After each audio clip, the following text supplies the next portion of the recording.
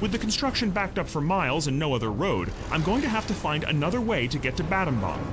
Next, luckily, there's a train here. Sort of. All aboard the Bamboo Railroad.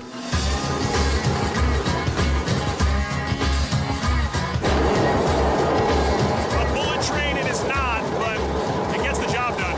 When the French abandoned their stake in Cambodia in 1953, they took their trains, but left behind the tracks. Is there a bathroom on this? So the enterprising locals made their own locomotives, also known as a creaking wooden platform powered by a rubber belt and an outboard motor. The tracks are barely aligned, and the bridges aren't exactly up to code. Dodgy bridge. Generally, the whole thing feels like an open-air death trap, which is to say, it's pretty awesome.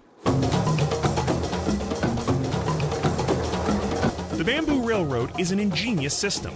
That is, until you realize that these tracks are used to travel in both directions. Uh-oh.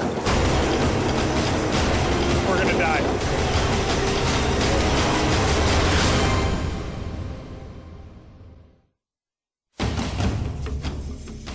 I'm crossing Cambodia to reach a lost city deep in the jungle. I was headed to interview an expert who I hope can give me more information on the supernatural artifact that could be hiding in the ruins, when suddenly I encounter an oncoming train. Uh-oh, we're gonna die.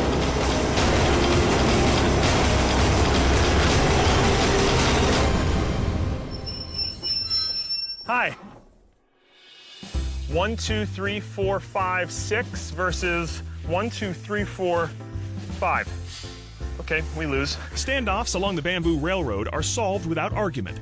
The arbiter? Simple math. The train with more passengers wins. Yay, yay, yay, yay, yay. And the losers have to disassemble their locomotive and move the whole contraption further down the line. Okay. Good? Okay, we're back. All aboard. Next stop, Battambang.